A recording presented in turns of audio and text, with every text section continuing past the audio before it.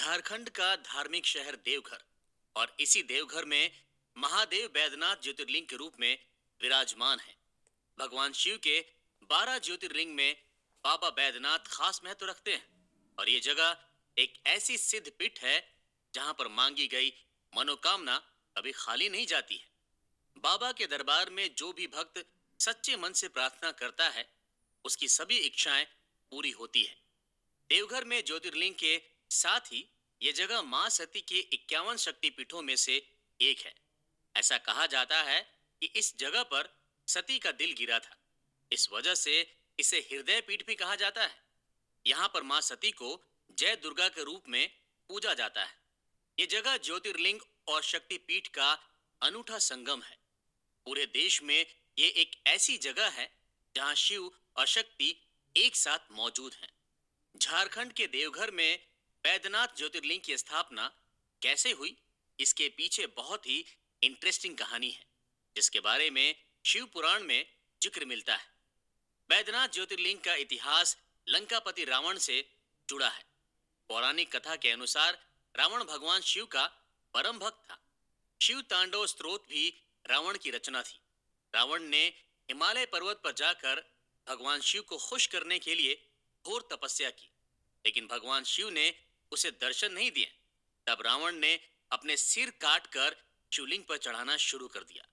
एक एक करके उसने अपने 9 सिर भगवान शिव को समर्पित कर दिए, लेकिन रावण जैसे ही 10वां सिर काटने वाला था उससे पहले ही देवाधिदेव महादेव प्रकट हो गए। भगवान शिव ने खुश होकर रावण को उनके 9 सिर वापस लौटा दिए और उसे वरदान मांगने के लिए कहा। रावण ने कहा कि वो कामना लिंग के रूप में उसके साथ लंका चले। वो उन्हें लंका ले जाकर वहां पर शिवलिंग की स्थापना करेगा ताकि वो हमेशा अजय रहे, यानी कि उसे कभी कोई हरा ना सके। भगवान शिव ने रावण की इच्छा को मान लिया। उन्होंने कहा कि वो रावण के साथ शिवलिंग के रूप में चलने के लिए तैयार हैं, लेकिन रावण को उनकी एक शर्त माननी पड़ेगी। भगवान शिव ने रावण को कहा कि अगर उसने शिवलिंग को कहीं भी जमीन पर रख दिया तो वो शिवलिंग हमेशा के लिए वहीं पर स्थापित हो जाएगा और शिवलिंग को दोबारा उठाया नहीं जा सकेगा। रावण इस बात के लिए तैयार हो गया और कामना लिंग को अपने हाथों में उठाकर लंका के लिए रवाना हो गया।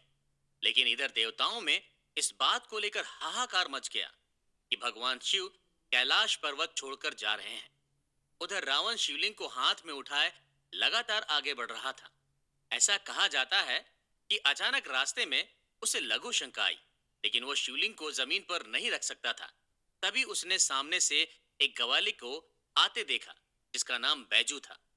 रावण ने शिवलिंग को उस ग्वाले को पकड़ा दिया और कहा कि वो इसे जमीन पर ना रखे, लेकिन जब रावण फ्रेश होने गया तो उसे काफी देर हो गई।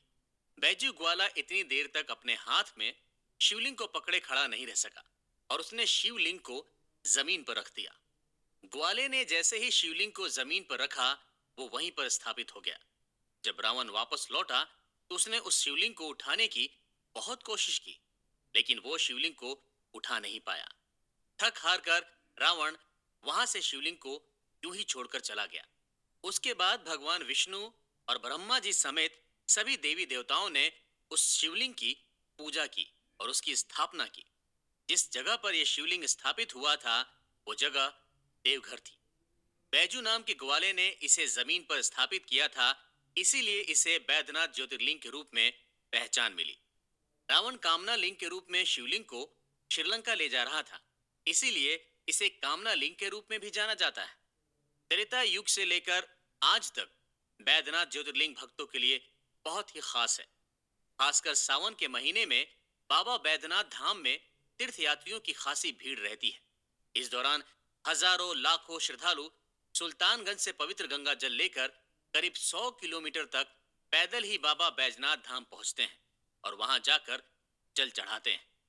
बैद्यनाथ धाम में मुख्य मंदिर करीब 72 फीट ऊंचा है। इस मंदिर के गर्भगृह में बाबा बैद्यनाथ ज्योतिर्लिंग है, जहां पर भक्त जल अभिषेक और रुद्र अभिषेक समेत भगवान शिव की पूजा करते हैं।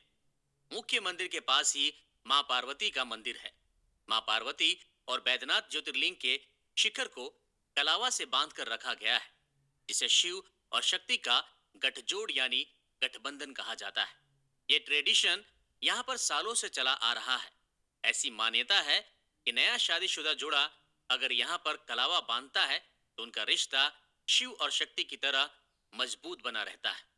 बैद्यनाथ का मंदिर परिसर बहुत बड़ा है, जिसमें करीब 22 मंदिर हैं, जहाँ पर कई देवी देवता की पूजा होती है।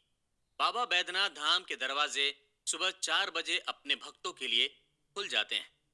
4 बजे से लेकर 5:30 बजे तक मंदिर के पुजारी अभिषेक और पूजा करते हैं। मंदिर के कपाट दोपहर 3 बजे तक खुले रहते हैं। शाम में बाबा बैद्यनाथ का विशेष श्रृंगार होता है और रात को आरती के बाद 9 बजे दरवाजे बंद कर दिए जाते हैं। बाबा बैद्यनाथ धाम में प्रसाद के रूप में पेड़े चढ़ाए जाते हैं। भारत में जितने भी शिव मंदिर और ज्योतिर्लिंग है, वहां मंदिर के शिखर पर ध्वजा के साथ साथ त्रिशूल भी लगा होता है।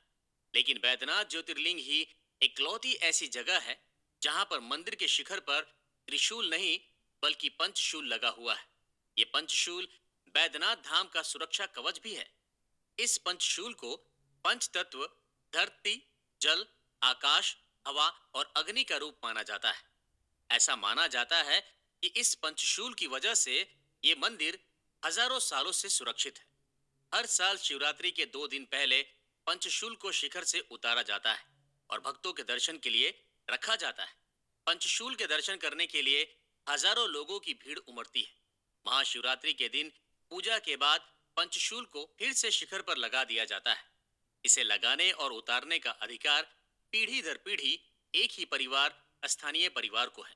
कहते हैं कि जिस किसी भी इंसान की शादी नहीं हो रही हो या फिर उनके बच्चे नहीं हैं, वो बैद्यनाथ धाम में बाबा भोलेनाथ का सच्चे मन से अभिषेक करते हैं, उनकी सारी मनोकामनाएं पूरी होती है।